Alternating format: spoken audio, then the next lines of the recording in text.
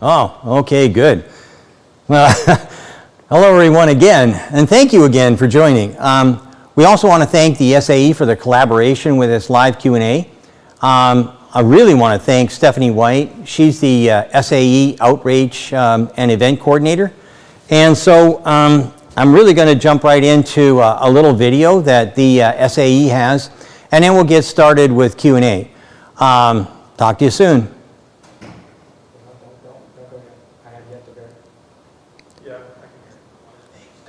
We've been at the forefront of automotive engineering innovation from the beginning, from the Model T to the fully autonomous vehicles of today. With the next automotive revolution happening right before our eyes, SAE's quantifiable research and reliable technical documentation are more crucial than ever. Connected vehicles, electrified vehicle technology, and sustainable transportation are just a handful of the areas where SAE International supports those who shape the future for the mobility of tomorrow. With more than a century of experience, a powerful and growing cohort of shared knowledge, backed by a global community of more than 200,000 engineers, technical experts, and volunteers, SAE continues to curate the most reliable and comprehensive collection of engineering resources and consensus-based mobility standards on Earth. Movement defines life. SAE lives to define movement.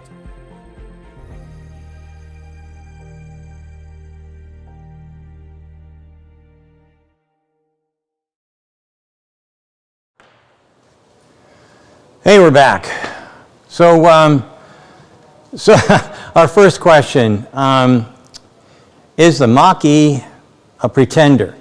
Well, I think that it should be contender. And so far what we've seen is that the Mach-E is the closest thing to an electric car that we've seen that could take on Tesla. I'm pretty excited about what I saw in the Mach-E, and the next question is, when are you going to do another Teardown series? I just authorized the purchase of the Mach-E. We got one for cheap, and we'll be tearing that apart starting whenever it shows up. And by the way, I just thought of something. Eric, could you do me a favor? Could you go and tell Matt that I don't want it prepped? I don't want any dealer prep. Okay? So that'd be great. Thanks. Oh, Kim's doing it instead. Okay, so that's going to be coming up soon. And we have another question.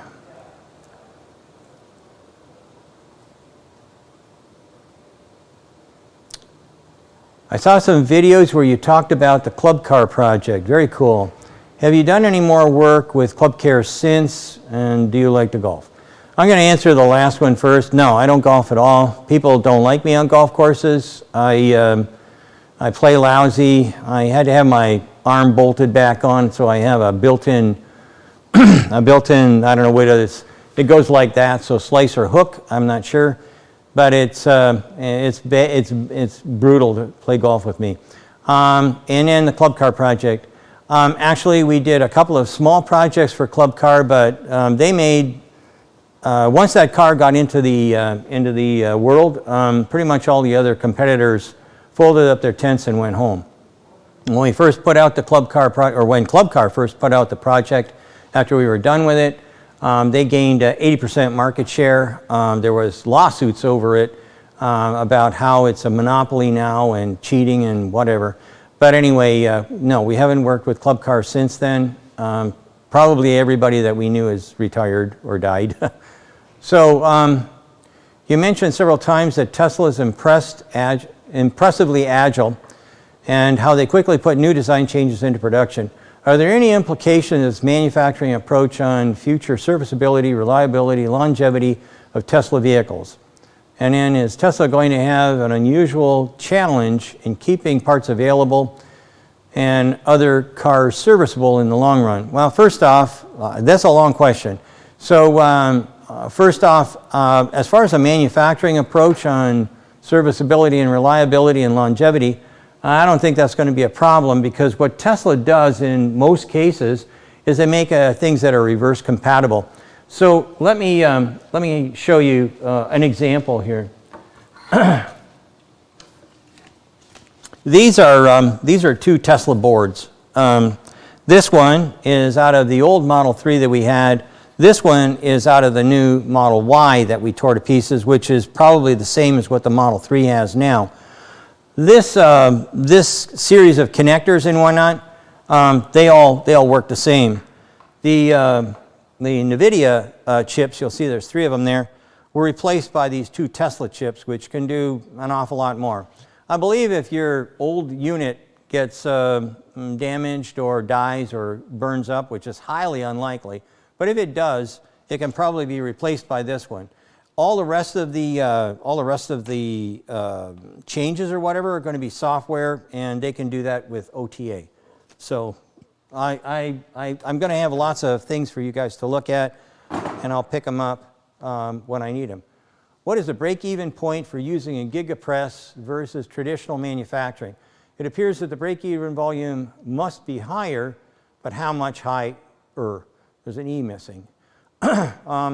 Need a car that sells in high volume. Okay, so the gigapress probably beats out standard stamping if you're a brand new product and you're going to be making more than 100,000 of something. And I apologize right now. This is allergy season for me, so every once in a while I'm going to be clearing my throat. The break-even point for the gigapress, like I say, is probably going to be somewhere over 100,000 vehicles. Then it's going to really shine. It'll beat the pants off of a stamped and welded carriage, lower platform. Now, the big thing with this is that the gigapress with tooling is going to cost significantly less than a stamped product out of steel. So if you're going to be building a car that's 100,000 or more, and you don't have any body shop right now, why would you even think about buying one? Tesla's shown the way on that, and and I would say that Idra is your new best friend. Next one down. Do you think Tesla will receive a FSD in the near future from what you've seen? I was in a beta full self-driving vehicle. I think there's something out there that you can watch on our YouTube. I was very, very impressed. The guy took off from a parking lot, which basically indicates kind of like level 5. But I would say it's a solid 4 right now. Full self-driving, I think, is going to be just around the corner. And that's kind of like what I'm looking at. Would you personally buy a Model Y or a Mach-E? No. I am not going to wait. The Model Y isn't my kind of car, and the Mach-E, maybe when I was young, maybe. And maybe when I was young with a Model Y as well. I don't have kids. I don't go, well, that's not true. I do like to go fast, but I'm waiting for a Cybertruck. I have recommended both the Model Y, the Model 3, and the Model E to friends, or the Mach-E to friends. And I said that's tentative. So I said, don't buy one until we tear it apart, a Mach-E. Would you ever be able to do a Tesla sim?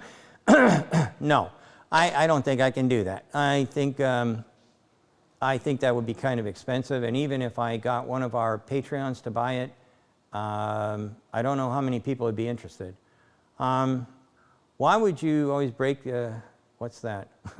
Why are you always breaking plastic components under the hoods? Ha ha. I don't know. I'm just a brute. Actually, some people have asked about why it was that I didn't jump all over Ford because I broke a couple of Christmas trees versus what happened with Tesla.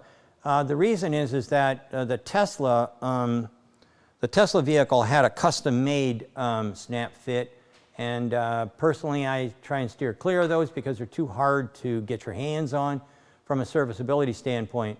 The ones we broke for the Ford, we have tons of them. It's easy for me to replace them. Next one, I'm currently studying engineering myself, and I was wondering how you got into the automotive engineering business. Okay, so when I was about 9 years old, I was growing up on a farm. I picked things, I drove tractors and combined, and I hated almost every minute. When I was 16, my dad said, "You look like you're 18." So I went to work as a tool maker, or an apprentice tool maker. By the time I was 20, I had my ticket, my journeyman's ticket. And then I found out that engineers don't have to work as hard as the guys in the front office. They seem to be drinking coffee and drawing lines all day long. The chief engineer told me, "Hey Sandy, you want a job up front, seeing as you're complaining all the time about how we're doing things?" And I said, "That'd be great." He said, "Good. Go back to school and you can work here after work." And I said, "Fine." And that's how I got into engineering. How did I get into automotive engineering? Because where I was in I was in the machine tool world. So I built or helped design and build things that were they were chip cutting, so like milling machine kinds of things that were huge. Some of these things were like about a half a mile long.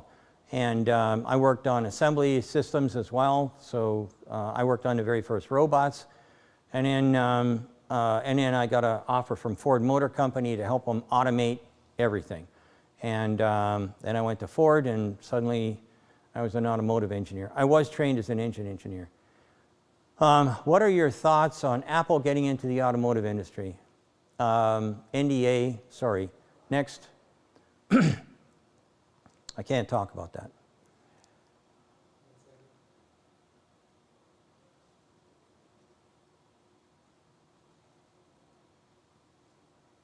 Okay, we're waiting for a message here. Can you tell us anything else about the SpaceX visit that you didn't already air? Well, some of the stuff I saw, I don't think I can talk about it too much. One thing that maybe you don't know is that Corey and I spent about an hour and a half after the interview, and in a design review, for a rocket engine, and that was pretty interesting that we would be invited to do that. So I only made one suggestion. Elon thought it was maybe worthwhile, but we had to leave. The other thing you should know is that these guys were still working, and it was 10:30 at night. The reason that Tesla and SpaceX and the Boring Company and everybody else is successful is because, as Elon or somebody said, nobody did anything that changed the world in an 8-hour day or a 5-day week. So I truly believe that, and here at Munro, if you want a job here, you're going to have to be a workaholic, because we spend a lot of time here. I leave at 6 or whatever at night, 6 or 7 at night, get in at 7, and there's people here before me and here after me. What are we going to do in situations where there's no line of sight information accrued by the AV vehicle? How are we going to address these kinds of issues in the future? Okay, so I'm working on something right now to maybe help that out. One thing we need for sure is we need governments to step up to the plate. If we have any government people, I would like them to hear this. Really and truly, what's happening in China is that we're looking at what they're doing, and they're looking at situational awareness. So at every intersection, or even in some of the streets, and in areas where there might be children and whatnot, they're putting up cameras and communication tools to any cars that are AV, autonomous vehicles, and they're giving them information to let them know that they should slow down because there's kids, or if a kid darts out between the cars, the car that's driving, the AV that's driving, will know that and jump on the brakes. Okay, that's something that nobody can do except the government. And so maybe we should stop yammering about things that don't matter up there in Washington and start doing things that mean something to the advancement and the safety of the people in general here in the United States. So that's one. The second thing is, because I have no faith in government, the second thing that we're working on is a small what do you call them? Autonomous flight machine, whatever you want it. I'm looking at it as a communicator.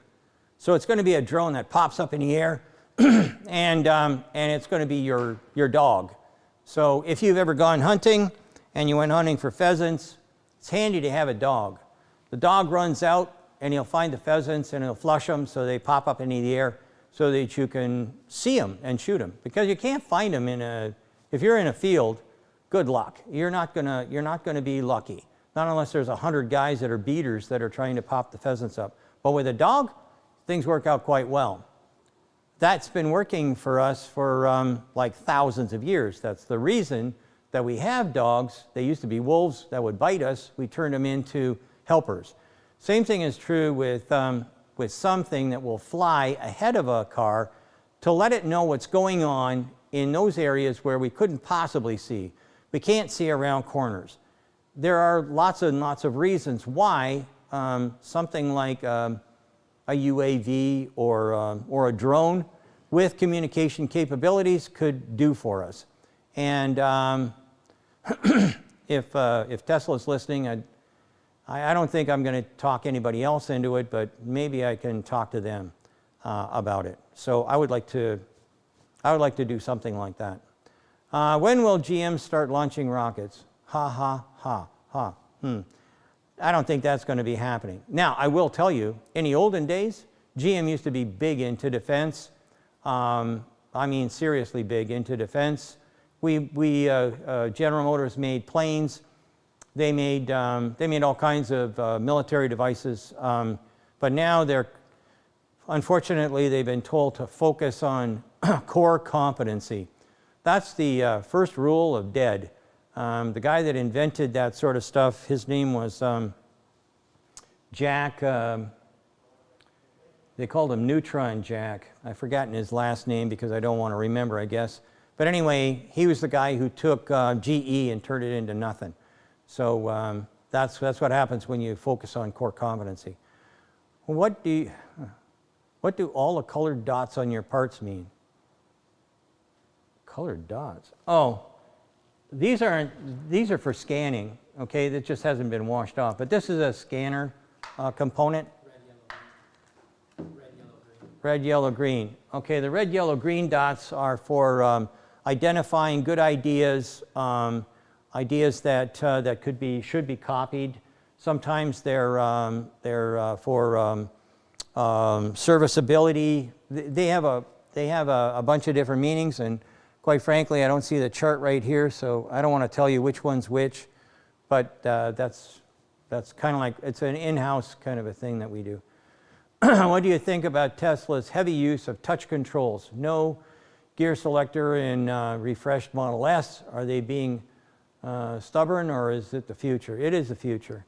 For those who've watched me criticize the various different cars we've had, I've said that they're not moving fast enough away from push buttons to touch controls. I'm old, and if I can figure it out, I think that somebody young could as well. I think that what's happening here is we've got the wrong people making the wrong decisions. I think that touch controls are the way of the future. They save a lot of money. They're easy to change situations with. I can turn those buttons into anything. It's just like a video game. What's the difference between the super bottle with a PTC heating system on an old Model 3 versus the new style heat pump with the octo valve and super manifold? Now, this is one that I kind of anticipated. So right here, this is the super bottle. And when this came out, I was really excited. But when you do a comparison in cost and efficiency and actually the drain that there is on the batteries, this may be great for an ICE vehicle now. If I was still at Ford, I would definitely be considering this if I had an ICE vehicle instead of what I've got now with a bottle here, a bottle there, a bottle everywhere. If I had something like the if I did the VW ID4. I would suggest this if they wouldn't go to that. So let's put this aside and let's look at this. Now, here we have, this is the octo valve. The actual heat pump is too big for me to, it's not here and I'm not running to the back to get it. But anyway, this is the real magic, these three components. These three components are brilliant. They save Tesla a huge amount of battery, that is used now for giving me extra mileage, as opposed to heat and cooling. This is by what our calculations, I think we're looking at 15 or 20% less usage, like the electrical usage. We're looking at, I think it was 13% more range.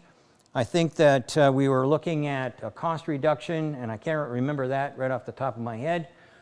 But if you buy the reports, you can see all of that stuff. That's what we do for a living. And speaking of that, today I was given a new shirt. Ta-da! So if you're a geek and you want to know more about this, you can get this T-shirt, and then you can read it. And it's a lot cheaper than buying a $40,000 or $50,000 report. Okay, what's next? What do you think about? I already got that. What's the difference between? Got that. Is Sandy providing current design feedback to Tesla? No, I am not. We don't get paid by Tesla. Actually, we don't get. Do I have Elon's phone number? No, I don't have that either. But thanks for asking. No, we provide feedback via our YouTube channel, and I'm told that, well, I guess we've seen Elon has made comments on it, so he watches what we do. But I don't have his phone number or his address, and we don't have any secret handshake stuff. Thoughts on the Rivian drivetrain and features? Okay, without going into a lot of detail, because we also have an NDA there, Rivian, when they come out, you're going to be very impressed. I like the cooling system better on the Rivian than I do on the Tesla, because they cool from the bottom. Rivian also uses the same batteries as currently used by Tesla. These are the 2170 batteries. So, and before somebody asks, this is 21 millimeters here and 70 millimeters tall. And this one here is 4680. 46 this way, 80 that way. So that's how things are measured. Induction voltage versus permanent, which one is best? Excellent question. Both. What you really want to do is you want to have a permanent magnet motor in the back and an induction motor in the front. And being as I lugged this thing over here, can we, well, hang on a second, maybe I can carry it over here. Never mind. This looks awfully heavy.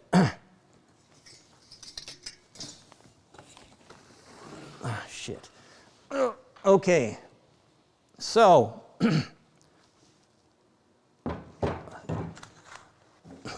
that's fun. So, this is a permanent magnet motor, and this is the big induction motor that's used in the Audi. There's a smaller one, but it's not on the table. So anyway, the difference between these two is that this one has magnets and this one doesn't. This one's cheaper, but it doesn't give me the kind of performance that I would want if there was if I wanted to go fast or I wanted to go long. There's these things keep switching places. This one's better if I want to get off the line faster. This one's better if I'm riding longer. That kind of stuff is what the difference is between permanent magnets. But I think that if you're going to buy an electric car, get both. Get an induction motor in the front and a PM motor for the back. Is there any more you can say about Aptera or Archimoto? I'm kind of like invested in both. I probably will buy an Aptera or an Archimoto, depending on where I live, because I'm going to buy a new house or a different house. I'm tired of living in a condo. So the Aptera is great. If I was living like below the Mason-Dixon line, either one of those things would be great, but the Aptera would give me like 1,000 miles between charges. I like that. The Aptera has got some nice features. It looks snappy and whatnot. The Archimoto was aptly named as a fun utility vehicle, so I think that both of those vehicles are right under our design hand right now. But if possible, I would like to have one or maybe even both, depending on how much money I make one of these days. What do you think of Canada's role in electric car adaptation? Right now, I know about Blue. Blue is a company that's making fuel cells, and they're in Montreal, and they have what I think is a solution for trucks and buses. They have a rapid way of swapping out their product. I believe that Canada doesn't really understand how much good things are how many good things are going on in Canada. Like right now, I can tell you for sure that that the Canadian government is allocating somewhere around $1 billion for battery technology in the city of Windsor, Ontario. So if you happen to be an electric vehicle person, or if you're looking for a place to put your battery system, maybe you might want to talk to the guys in Windsor. I don't know who to contact. I only know that it's going on. I think that electric car adaptation is going to happen just fine. I've not driven across the border in a long time because of COVID, but I can tell you that we were in pretty damn cold locations when we were driving across the United States, and all that baloney about range anxiety and whatnot, it's all crap. If you have something that'll give you 300 miles of range. So far, that's only Tesla, but if you're living in a city, I don't see why you ever have to worry about range anxiety. Do the pros of EV off-roading, instant torque, non-exposure to drivetrain, outweigh the cons of extra weight? With power, I can do anything. I can take a tank across a plowed field and get to the other side, no problem whatsoever. I don't care how muddy it is, I can do it. If you know what you're doing with an off-road vehicle, and like I say, I took the Camel Trophy class twice in England. If you know what you're doing with an EV and you've got all-wheel drive, you can do anything. I don't have any cons looking at the Cybertruck. So the cons of extra weight, I don't think that's going to make much difference, at least not to me. And certainly the Rivian and the Cybertruck, they're going to be definitely going to be things that are going to be simple, easy for the general buying public to master. Those two for sure. I don't know about the others, but those two, if you're looking at off-roading, they would be your number one and two, actually both number one choices. You use a lot of technical terms. What exactly is an electric motor laminate? These are laminates here. Eric, can you, let me go to the next question and I'll come back. Can you get me a laminate from Matt? Thanks. So let me go to the next one and I'll come back to that one. So what are you most excited about with the Cybertruck? Everything. I like the Cybertruck. I don't need a pickup truck. I have a Jeep Wrangler, a Rubicon right now. I'm looking forward to something I can go hunting with, where I can sleep in the back area and sleep in the back area, keep warm, get ready for the deer. I'm not a fan of poaching, so I'm not going to be shooting from the truck, so don't even ask that question. Hey, Eric, thanks. Okay, so thank you. Those ones are all ripped up, so let's go back to the laminate lady or person, whatever. This is a laminate, and we actually sell these. So if you want to know about a laminate, these are for sale, and you get it in a nice box too. The laminate is what actually is the part that carries the rotor. So these are a bunch of laminates in here. So in this case, oh, how nice. Great. Anyway, the other thing about electric motors is that there's lots of problems with magnets.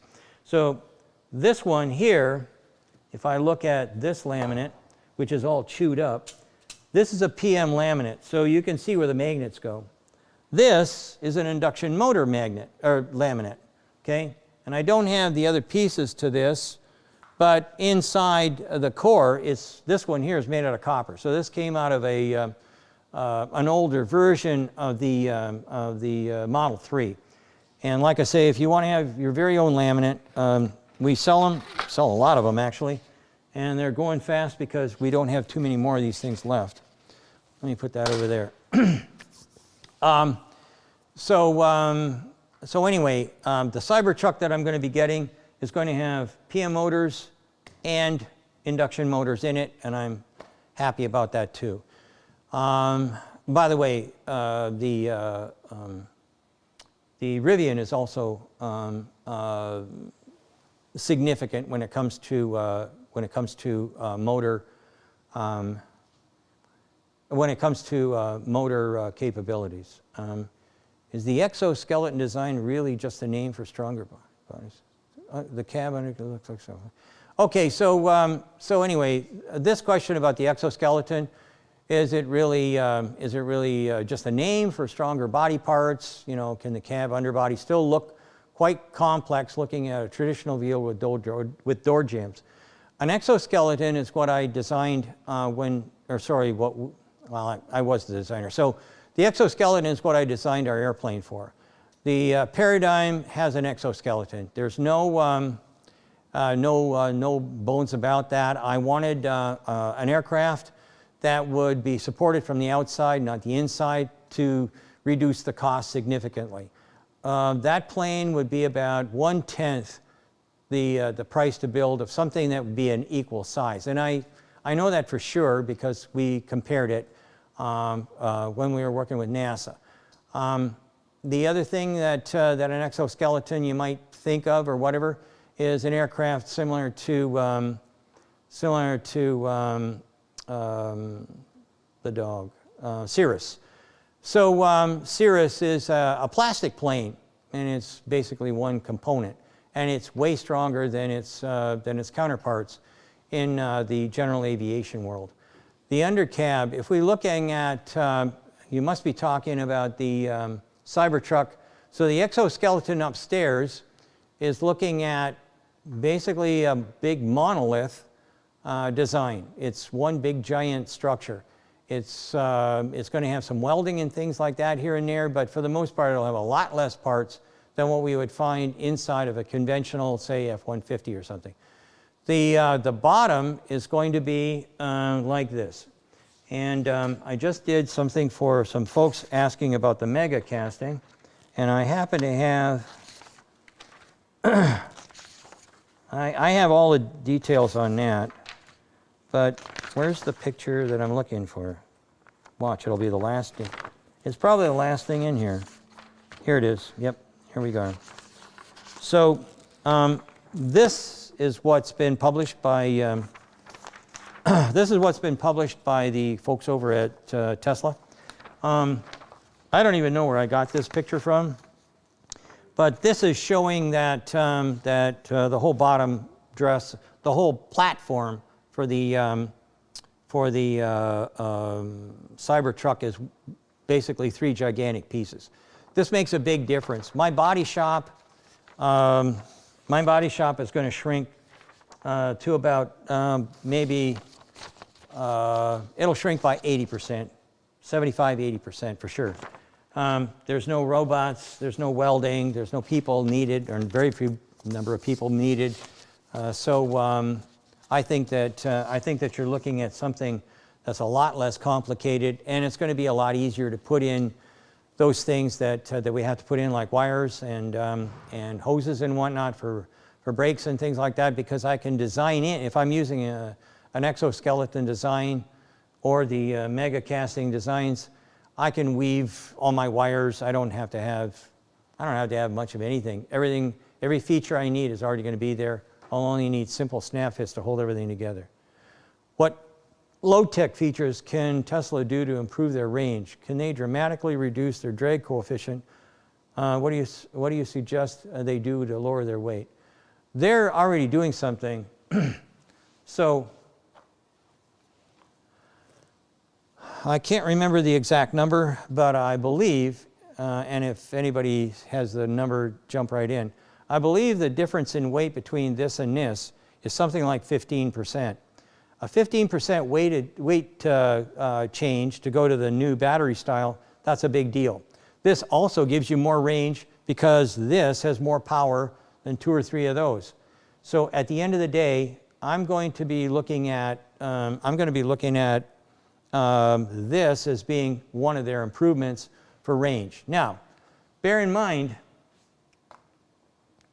Tesla gets more range than everybody. So it's hard to say that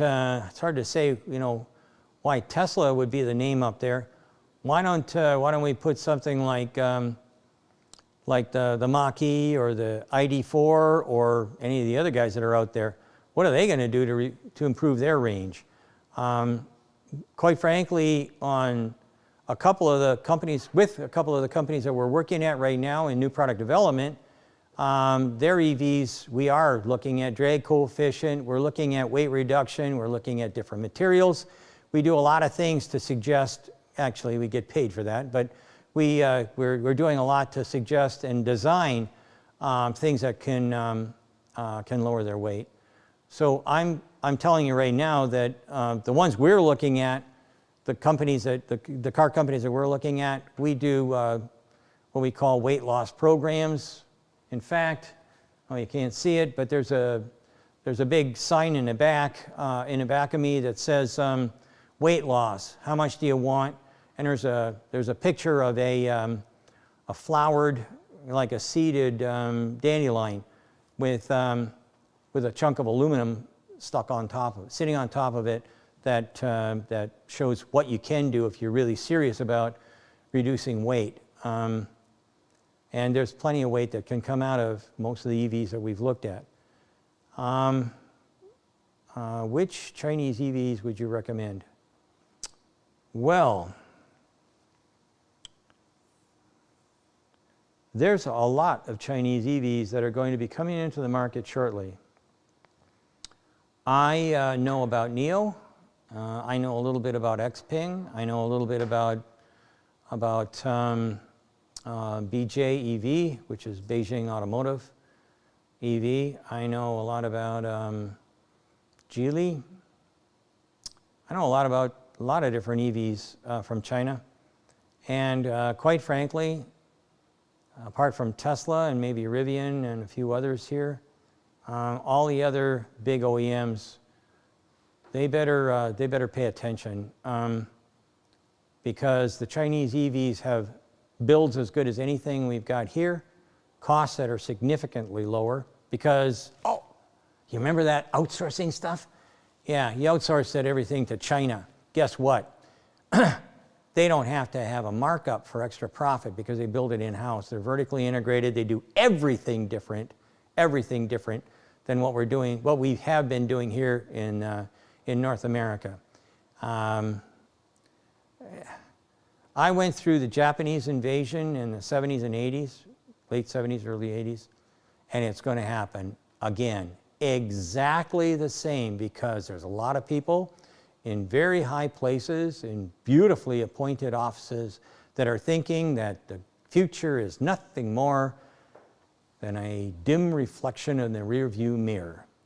I'm telling you right now, I watched GM go from 50 or 60% market share down to whatever it is now. It's going to be a shit show. You better have your belt on real tight when the Chinese start putting their cars into North America. That was happy. Let's move on. With the BEV shakeup, could we lose a major player in a car production? Let it be Europe. Okay, so losing major players, I don't think so. As I just said, there's going to be a lot smaller.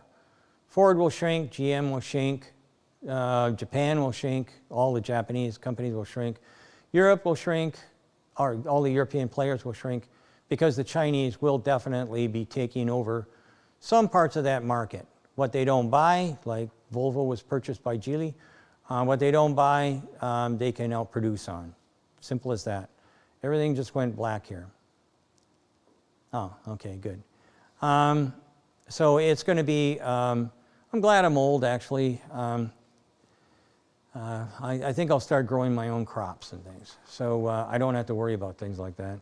But if you're young, go and talk to your boss about maybe waking up and doing something a lot better than what we saw with the VW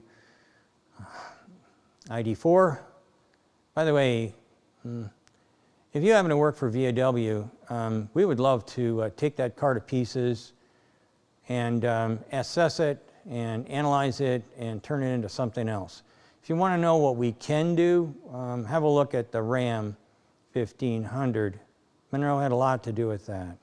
Any progress being made by the small construction equipment manufacturers to convert machines to electric batteries, thinking small skid steers or excavators. And you know what, friend? Yes, there are people looking at that. There are people with specially made batteries. Batteries that are only going to be working or only work for small construction equipment. And I couldn't be happier. Now, we were working with a group. We were working with Case New Holland. And I don't know who owns them now. But anyway, this was a few years ago, and we were definitely interested in talking him into going with battery power as opposed to diesel. That was a little too early for the people that we talked to. We showed them about nickel metal hydrate batteries, which would, you have to fill a thing up with lead shot or something like that to keep it so it's heavy enough to push things around, and it wouldn't go for it. Maybe if CNH is talking again, they can drag out those old reports we gave them on how to redesign for that, and maybe put it into action. So what's the next one? What do you think about electric airplanes and hydrogen airplanes? Sorry, Eric. Eric, can you go into the sales room and bring in the little model of the airplane? Yeah, the pink one. Yeah. Okay, so electric airplanes. We designed a little. I'm going to go that one in a second. Hydrogen aircraft. Okay, so we are working with a company in New Zealand, and they're looking for investors as well. And that aircraft will be basically a big seaplane. It'll be used to pick up water and take it over and dump it on forest fires. Australia is having an awful time with that. Nobody makes a big, gigantic, what I would classify as a forest fire fighting aircraft. The last one that was made was called a Martin Mars. The only one that's left is up in Canada. And that's still doing the same thing. It takes 30,000 gallons or something like that of water and dumps it. That product is what is needed now in Australia due to climate change and things like that. They get lots of forest fires. So the hydrogen aircraft that we're looking at is probably going to be using a technique or a technology that I thought I put right here, but maybe here it is. So there's a company that contacted me just a little while ago, and let me just see if I can get it here. Hey, thanks. Yeah, shove some of that stuff out of the way so I don't. So just let me a second here. I didn't know that we were going to be asked that question. I thought it was going to be something in the front of the book, but. Okay, so here it is right here. This is kinetic energy, and they have something called light-activated hydrogen. Okay, so if you want more information on this, just give me a jingle and I'll send you what I've got. So this doesn't work like this. Should have kept my thumb in the right place. Okay, it doesn't work like that, and hopefully it'll never work like, it doesn't work like this either. Okay, so hydrogen, everybody thinks about hydrogen and they think about the Hindenburg and all these, think of the humanity, or they think about the Toyota Mirai, which has big bottles that kind of look like this, okay? And so consequently, when you're looking at stuff like this, somebody has to pull them in and out, and they're heavy, and on and on and on, and people worry that they're going to get into a crash and blow up. This is light activated. A laser hits this disc, and the disc gives off hydrogen. So this is a hydride, and it gives off hydrogen. Really a clever idea. It was held secret by the U.S. government for a long time, and that's what happens sometimes when you work with the U.S. government. So anyway, this is what it could look like. This wall right here could be giving off hydrogen as I need it to either piston-driven planes, or it could be planes that are basically kind of like a jet, turbine engines. So that kind of stuff is very appealing. I've been watching this for a while, and I don't have the right slides here to tell you what the name is, unfortunately. So anyway, after this is over, go to Munro Live or sales at Munro Live or something like that. Munro Live will help you out, and we can help you if you happen to be getting into that sort of a thing. Now back to this. So you were asking about electric aircraft. This aircraft was the one that we designed, and we made it for multi-purpose. So it has this one here has a Corvette engine in it. That's what we were going to use until the lawyers at GM said no. And then we had a diesel engine that we could put in here. But the one that was looking at, and this is in 2008, so this is called the wing box. And I thought that this would be a perfect place to put the best batteries we could at the time. The plane itself then, you'd come in for a landing and you'd do a swap out. So this part of the plane would basically is a cover. You pull that out, the battery would come out, a new battery would go in, and you could be on your way in a very short period of time. So this is kind of what we had planned. Unfortunately, 2008 was when all the banks melted, and when they melted, our money went away because our investor was Lehman Brothers. I don't know what happened to that $500 million, but we didn't get it. So what's the future of hydrogen fuel cell cars? Will it expand outside of California? It seems like the best of both worlds, an electric car that doesn't need to spend time recharging.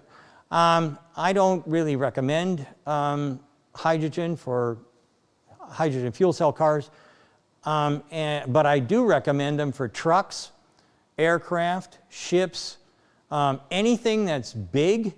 Hydrogen makes a whole lot of sense. It's the right thing to do. We should be looking at things in that direction. And so I know that I've just probably upset the guys over at Tesla, but I think that hydrogen for big trucks is a much, much better idea.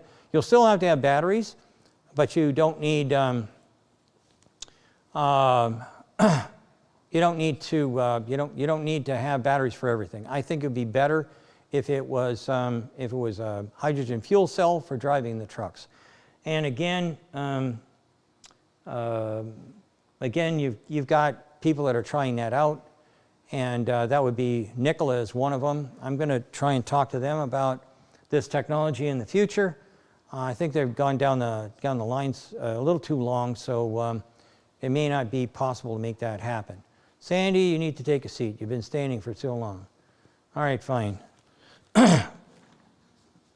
Okay. Does that mean that we're out of questions? Oh. What's your favorite movie? Oh. I have a lot of movies that I like. My kind of movies are probably not going to be resonating with anybody. I like Master and Commander, Mutiny on the Bounty. I wish I was born in the 1700s. The Patriot, those are my kind of movies. So, hi Sandy, love your work. What happened in the farming sector? It's a huge slice of a carbon footprint. Any chance if it goes electric soon? Okay, so far, no one in the farming sector has come to us except for Case New Holland, and unfortunately, that didn't work out real well. The carbon footprint for farming is twofold. You're probably thinking about the diesel engines that are on the tractors and things like that, but there's a lot of folks, especially in Holland, that are looking at what's going on with the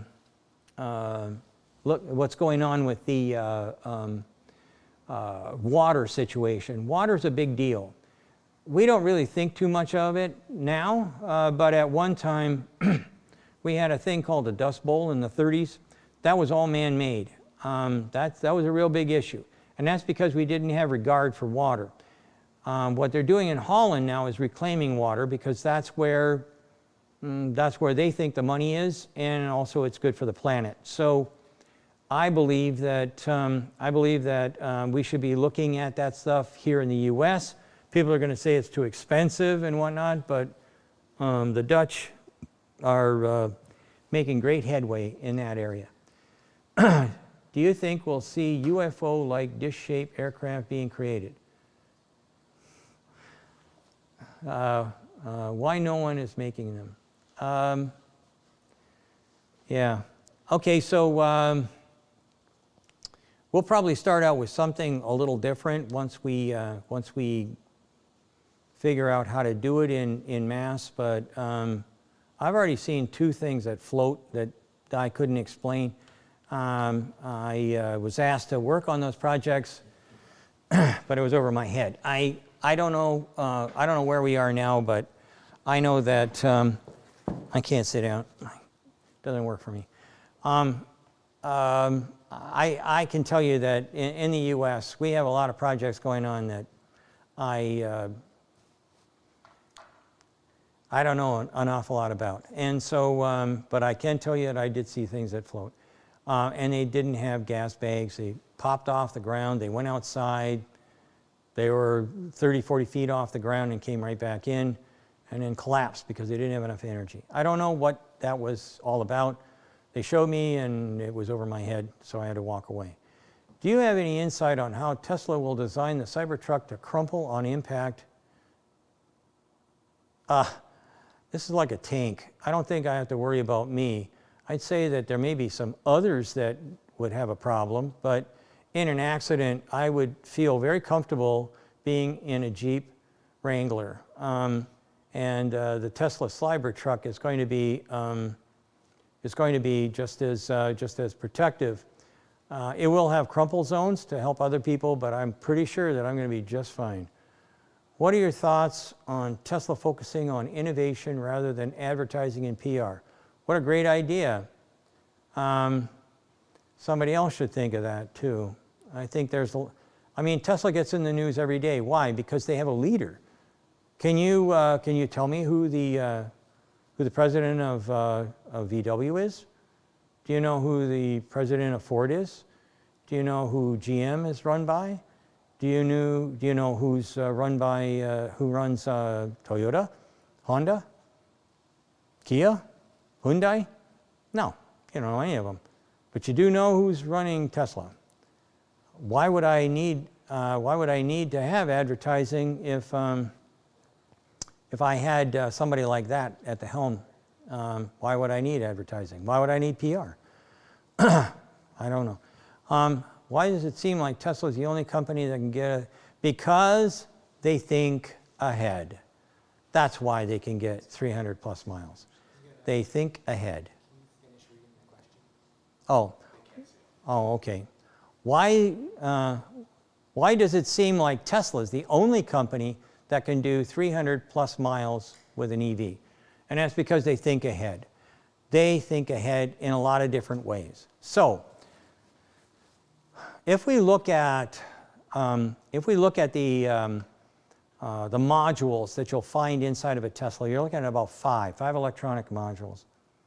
If you look at the VW ID4, can't remember how many there was, but I think there was something like 68. And for the Mach-E, there was 48. Why? Why would I want to have those extra connections? Why would I want to do that? Because I've got a parts bin and I'm a slave to the parts bin. I have to go back to the parts bin because look, we already have it. We don't have to design it. We can just use this box and we'll put it in. But what does it do? It gives me extra weight, gives me extra connections, which means that my quality goes down. Anytime you have extra anything, it makes your quality go down. It drives mileage. Every little time you have another connection, it's going to reduce your mileage. Tesla is very clever at understanding how to milk a battery in a better way than everybody else. Tesla is sitting there at 75 kilowatt hours. What's the ID4? 100. Well, it should go farther, but it doesn't. Why? Because it weighs more. Why? Because it's got too many connections. Why? Because everything is too complicated. You add, and wait. Wait's the biggest enemy of EVs. By the way, for those who don't know it, I've been working on EVs since the EV1, since General Motors hired us to help them out with that. And we got everything we wanted except for mileage. And the reason we couldn't get that was because we were using lead-acid batteries. We didn't want to use them, but that's what was done. So it's not like I just got into this game. I've been around doing this kind of stuff since before most of the people watching right now were born. Any thoughts about the all-EV Jeep Wrangler? I don't know about an all-EV Jeep Wrangler. I only know about the HEV, the hybrid EV. So I guess I'm in the dark. Anybody know about an EV? No. Sorry. All we know about is a hybrid. So we used to do a lot of work. Never mind. Okay, that's it. We don't know anything about that. Next question. Can mega casting technology be used on commercial vehicles like buses? Yes, absolutely it could be. Buses, trucks, all kinds of things. I've been a big advocate of using large die castings, high pressure die castings since they came out, since I found out about them, because I think that it's the right thing to do. It saves a lot of time and money, and I think that, that buses, big trucks, all kinds of things would be a beneficiary for this type of technology. And again, there's a guy named John Stokes over at IDRA. If you want to know, actually I can send you his information as well. If you send a message after this is over, I'll connect you and you guys can talk. What's the cost difference between EV powertrains and ICE powertrains without batteries included? This savings is the amount of dollars that can be spent on EV power storage. Is this? Okay, so here's the deal. That's not a fair comparison, but I will tell you that there's a break-even point with battery packs and everything else between EVs and ICE.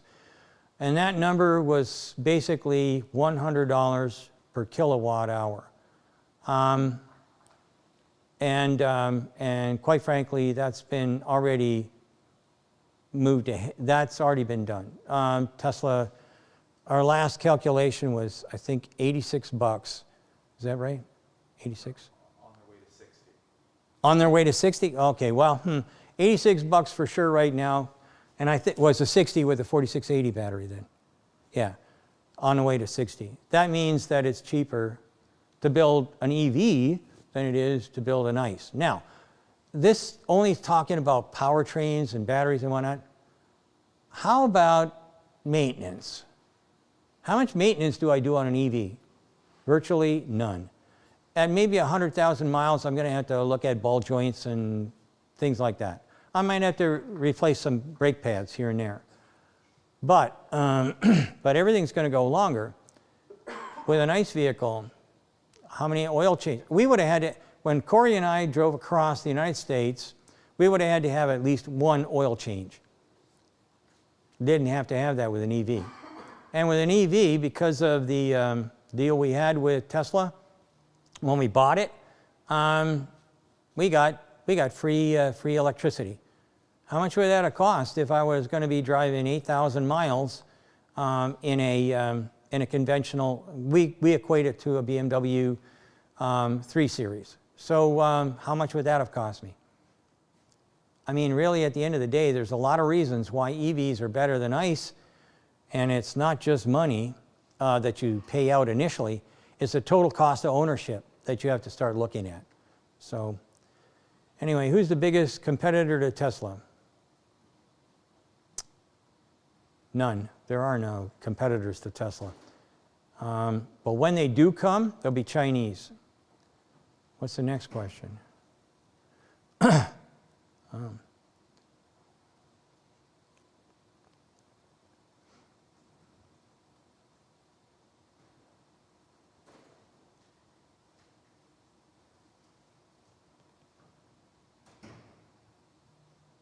Oh, now they're popping up all over the place. Do you think Cybertruck will influence other manufacturers to designing their cars outside the box? If they're small companies, yes. If they're large companies, big OEMs, there's a lot of obstacles to innovation. I saw that when I was at Ford. I saw it at General Motors. I saw it at BMW. I saw it at pretty much every car company I've ever worked with, except for the Chinese, because they were eager to try something new.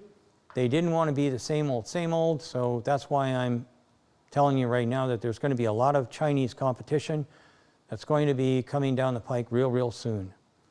I don't know. Do you think Tesla will be able to bring a $25,000 vehicle into production? Yes.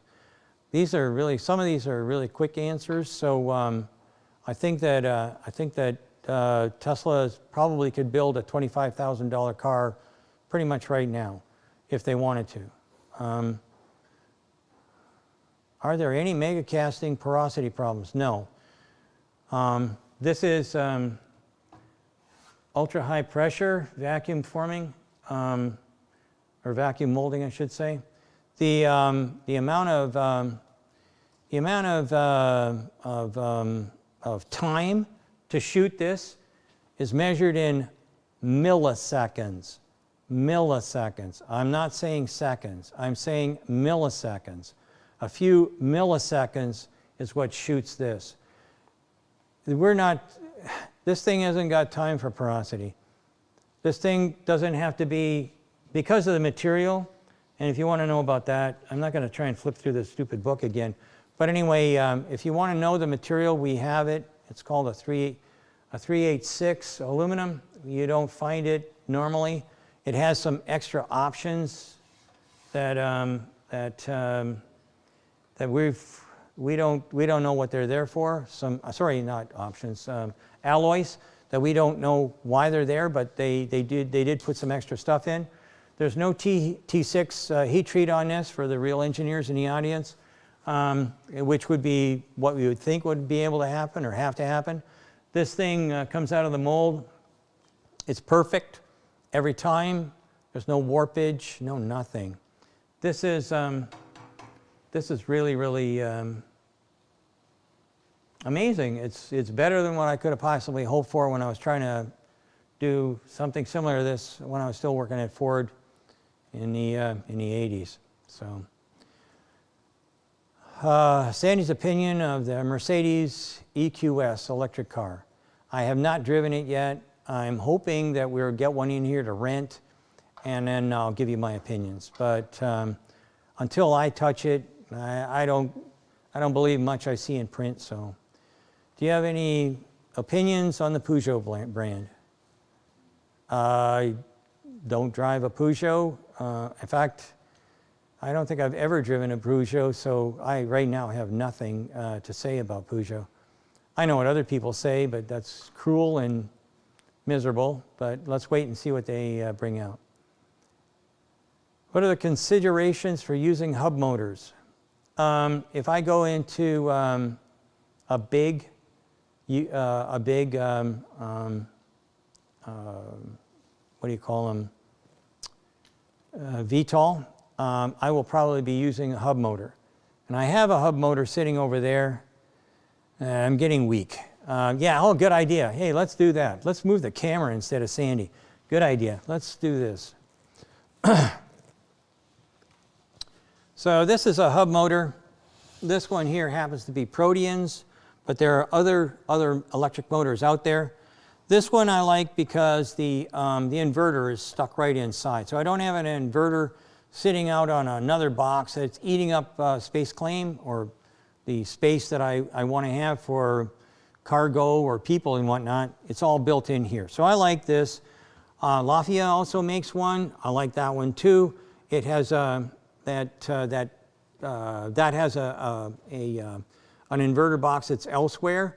Currently they have one inverter for each one of their motors, but they're talking about maybe putting a combined inverter, which would maybe do the whole front end of the car or the whole rear end of the car.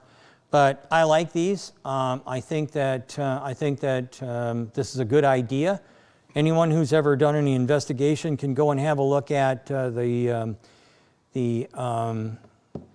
old GM plant that I'm fading on. Lordstown. The Lordstown plant, or the Lordstown company, I should say.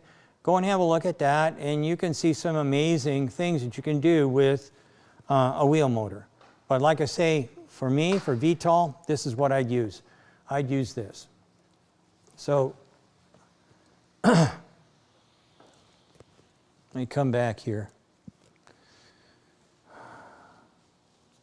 What's the biggest hurdle VW is facing compared to Tesla? Okay, so let's talk about the good stuff.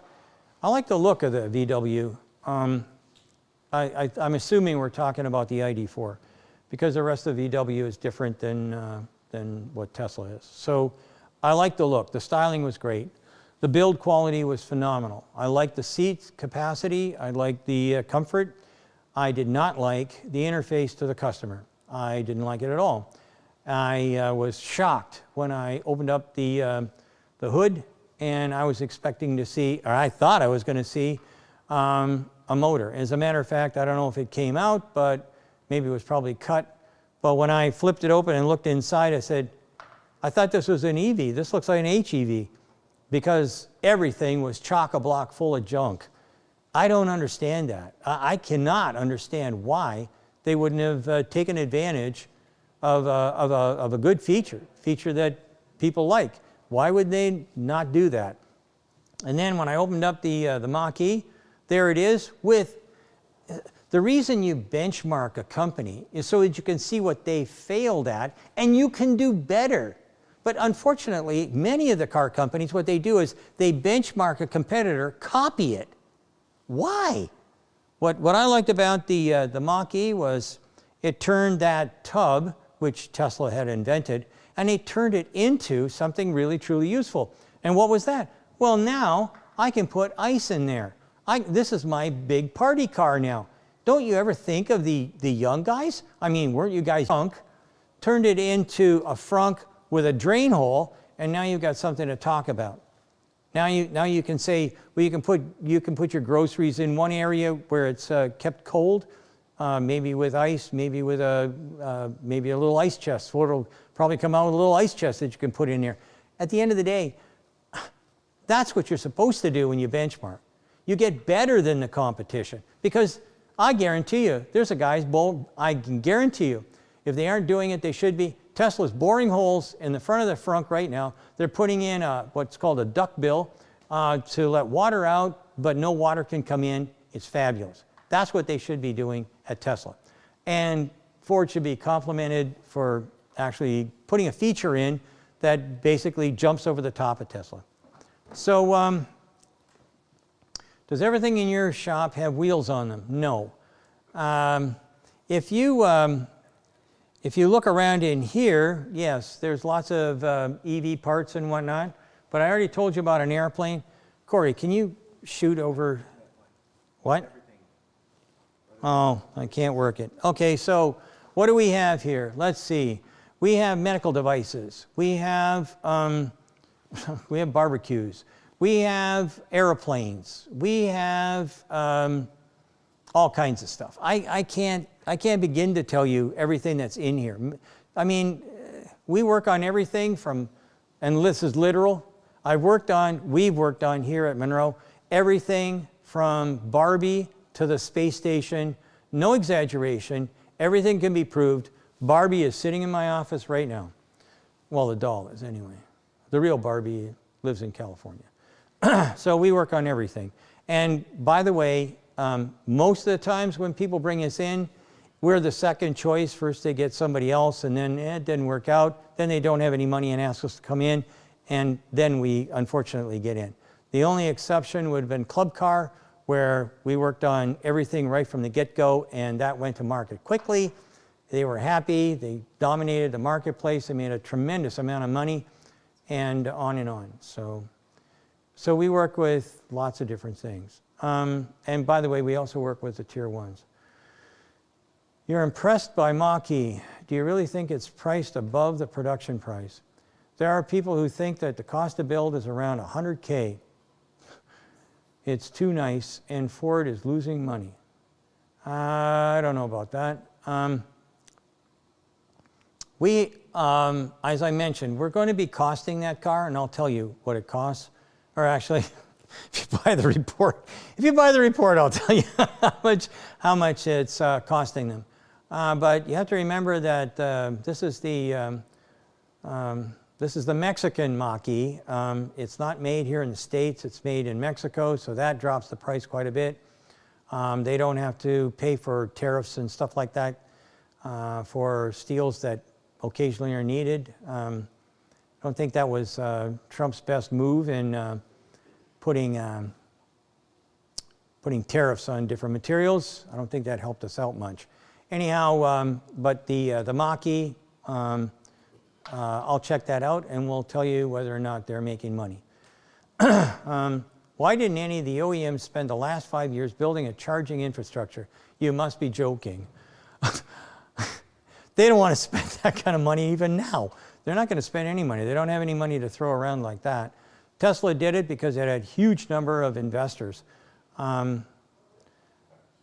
just read the next one. Okay, they had a huge number of investors, and they could see the future.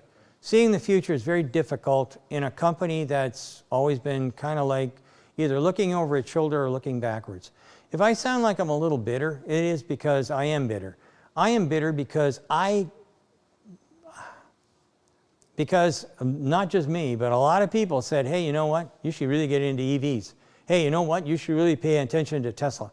And what I got back was, ha, ha, ha, those guys will never catch. So it's kind of like tough that now what I predicted 6 years ago is now coming to fruition. So it's really a problem. But they're not going to be building anything like that, just like they wouldn't build a gas station. It just isn't going to happen. And by the way, I think Tesla makes a tremendous amount of money on EV charging systems. Unbelievable amounts of money. Why did GM kill their first electric car? You guys are just really trying to get me going, aren't you? It was killed because Wall Street didn't like electric cars. It was killed because the guy that was in charge, Bob Stempel, was not liked by the people on Wall Street. It was a Wall Street job. Don't blame it on anything other than that.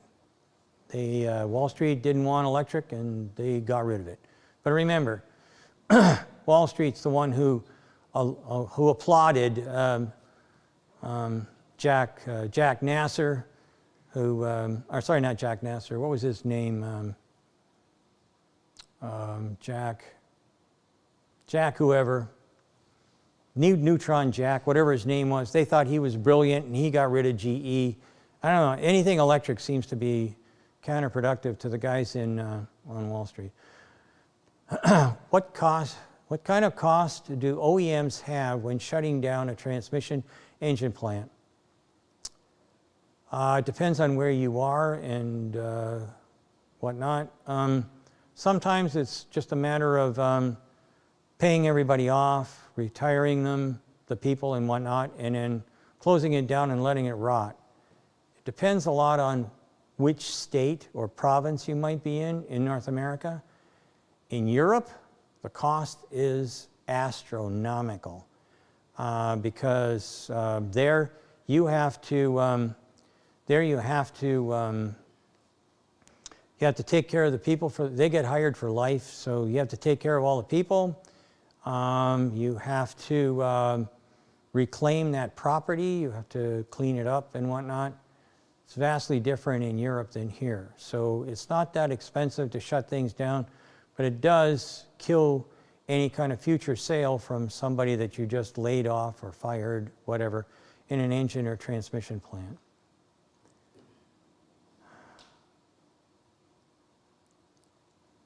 I was kind of hoping that it would be a kind of a different message, but anyway, Sandy, you have a delightful perspective based on your experience without prior basis clouding your thought process. Any tips to stay on the leading edge of technology? I give whole speeches on this, and in essence, what I say is if you want to see what the leading edge of technology is, don't look in your own neighborhood. Go to the fringes. Go to those people that you think are a little bit nuts. Go to those guys that have quit their good-paying job and decided that they want to get into something that something inside of them is telling them to do. The example I gave here for the light-activated hydrogen, solid-state hydrogen, those people bet their whole lives on this. And the unfortunate part was they went to the government, and that's not usually your best opportunity. If you do have a leading edge kind of idea, a cutting edge kind of idea, go and find investors. Try your family first if they like you. Go to people who can see the future and can afford to lose money and just shrug their shoulders. Those are the people who could help you out. You need to find patrons, just like artists needed to do a long time ago, or what happened with Tesla, or what happened with any of the bigger companies that are sitting out there right now. Look at those things that are on the fringes. The one that I'm looking at right now is like the hydrogen company, the guy with solid state hydrogen. I think that's a technology that's got real legs. I also I like Hydra. They're leading the parade when it comes to this sort of stuff. Many of the people that I talked to today, I really thought that airplane that I was talking about before was the right way to go. The personal experience for flying 200 miles, get people off the expressways, all kinds of good. I mean, it doesn't cost much to put in a runway versus thousands of miles of road. So there was a lot of things that I thought were good. Right now, I think that VTOL, vertical takeoff and landing machines, VTOLs, they put your money on that. We already talked about wheel motors. I think that those are leading edge kinds of things. And then if we look at how how companies are making batteries or solid-state batteries, that kind of thing. That's kind of like a leading edge as well. Not the old-fashioned one, but the new stuff that's coming down the pike. What should one do to work at Munro? Work. At Munro, we work. We don't have very many social gatherings. We don't have a big place with pillows that you can throw at each other to become creative. People come in here early and go home late. Their wives complain. That kind of stuff. If you're looking for a job, then I don't know. Where do we have the jobs posted or whatever? Is that on? Just go to leandesign.com. Sales@leandesign.com. Go there, and we'll have a look at your resume. For those of you who don't know, I don't care whether you have an engineering degree. I care about people that have got work ethic, experience, ingenuity, got a patent or something like that. We do not hire like the rest of the OEMs. Actually, another thing about Elon Musk that I like, somebody asked him what keeps him awake at night. He said that HR sent a person away because they didn't fit the mold that they thought their company had. In other words, they didn't have the right degree, they didn't have the personality that they were looking at, on and on and on. I think that's what we hire here. If you have a degree, that's good, you get a check mark. But if you're non-degreed and you've got experience that we're looking for, that's great. Especially when it comes to electric motors, batteries, electronic systems, software. Those kind of guys don't usually get through school because they find other things interesting. So, can legacy automakers convert existing plants to EV production? Yes, that's an easy one. They'll have lots of extra room because there's not as many things to put into an existing legacy plant. But yeah, they can be, and Lordstown's a good example. There's several plants that have been converted. So any reason or whatever should be. There's no reason in the world that you can't do that. Sorry, I lose track when I start reading and trying to talk at the same time. I'm a mono thinker, I guess. So yeah, no problem converting plants. Will there be a Volkswagen MEB teardown? A platform comparison in the future. Okay, so here's what I'm hoping. I'm hoping that, like other car companies in the past, Volkswagen will send us one of their ID4s, and they will say something along the lines of, hey, can you tear this down, please?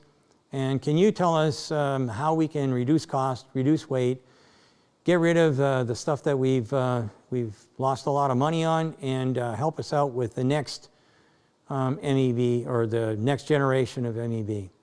That's what I'm hoping for.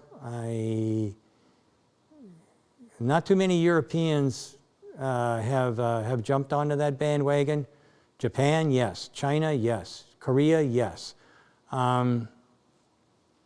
Yes to Ford, General Motors, and Chrysler, when it was Chrysler, but not so many folks from Germany, except for one, and that would be BMW. So that's the only one. But I don't think that's going to happen, and I don't think I'm going to get many takers if I do that.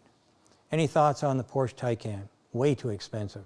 Cool. There's a lot of cool stuff in the Porsche Taycan. Actually, that is one of the things that I talk about every once in a while. I do like the 2-speed gearbox. I think that that's a good idea for range extension.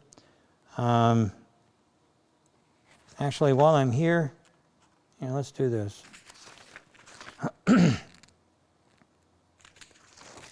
So, let's do this. Some people have asked me about EVs and stuff like that. Yeah, so I'm going to use that. So let's talk about global cars like this. This is global cars and light. I'm going to hold still. You do whatever you want. Okay? This is my prediction. So I'm showing you this out of a page that I'm going to be showing to a lot of guys that are paying for this information. So SAE has been my friend since I joined in I can't remember, 1970 something or other, 70 or 80, I can't remember, 77, 1977? Yeah, 1977 or 1976. I get normally paid, but this one is for our SAE friends and our people at Munro Live. And if you have a look, you're looking at 70% EV, and this is production. This is being sold. This doesn't mean that everybody's going to have an EV in 2028, but the people that are going to be making them and selling them in 2028, 70% is going to be EVs, 25% is going to be HEV, and then ICE is going to be about 5%. Oh my gosh. And this is how I look at the world. Now, this is what I said, or what I'm going to say in the not too distant future. But you can see that, that the United States is the only one that'll be basically lagging behind. And that'll be because people are slow to change in the United States. They're not ambitious enough to jump ahead. And by the way, it says 2028. This is more aggressive than I showed a couple of years ago. In 2019, I had one that said something even less aggressive than this, and that was for 2030. So we look at, I think there might be one more page here. And this is global heavy truck build. And global heavy truck, not so fast to adapt. Now, this may change. I may need another column in here. And that's if people start going into hydrogen fuel cells instead of HEV, which is like a hybrid EV.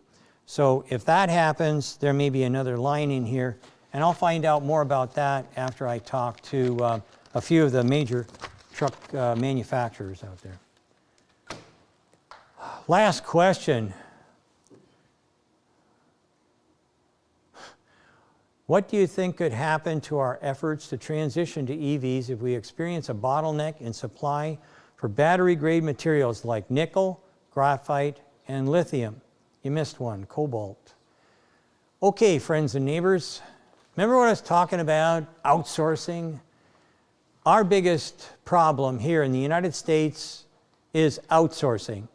Everybody that took their MBA and was told by some professor who's never had a job in his life that outsourcing is good is a fool. A good example is Tesla. They're kicking the crap out of everybody. Why? Because they don't outsource. They don't even have tier 1 suppliers per se. They buy tier 2 suppliers, and they do a lot of their own work. They even make their own seats. Okay? They are taking care of what they know they're going to need. So let's talk about nickel first. Most of the nickel on the planet is in a place called Sudbury, Ontario, Canada. I don't think we have a problem with nickel, except that that plant is owned by a company in Brazil. Graphite. Graphite and graphene are two materials that could be used in the future for solid-state batteries. Right now we use a little bit of it, but we don't use enough. We don't use much, I should say. Lithium. Stretching from someplace around Great Slave Lake all the way down to into New Mexico, we have lithium in abundance, along with a lot of other rare earth materials. A lot of that property is owned by people in China or other countries. The reason for that is because You can sell whatever you want. You can sell the crown jewels here in the United States to anybody you want. Lithium is a big problem. That's why there's a financial war being fought between the United States and China about the lithium resources in Portugal. And then there's cobalt. Cobalt is one of those things we're trying to get rid of. Cobalt is mined in a country that I think still is living in the Stone Ages. The Congo is not a friendly place, and that's the only place that we can get cobalt from that I know of. So we have basically, I really was hoping for a little happier last question, but anyway, we've been listening to the wrong folks. Stop listening to people who say, oh look, I found a cheaper way. As a matter of fact, the phrase at Munro, Sandy's phrase, Sandy's rule, don't save me any money. I can't afford it. I have hundreds of examples where if we would have just bought the right thing first, if we had paid just a little bit more to get the job done right, we wouldn't have had a chaotic experience. So I suggest that you put that into your life. Don't save me any money. I can't afford it. And that's where we are right now. And by the way, you missed something else. We also don't make chips here. Why? We can buy them cheaper somewhere else. Anyway, time's up. According to Taylor Schlick. Did I say Taylor? Sorry, Tyler Schlick. Yeah, there you go. Yeah, look at it. Oh, okay, so time's up. Thank you everyone for tuning in to the live Q&A. Thank you SAE for the collaboration, and remember to subscribe on your YouTube channel. Oh, show your shirt. No, I already showed it. I don't need to do that. Okay, you want to end. All right, fine. Here's my shirt. Techie guys, you can buy it. By the way, this is a large. Normally I don't wear a large. These things run small, but I will tell you, they feel really good. It's been a hard time for me to keep my hands off myself. So there you go. A shirt you can really enjoy. Anyway, thanks very much for tuning in, boys and girls. Thank you very much. By the way, go out there and tip your cashier.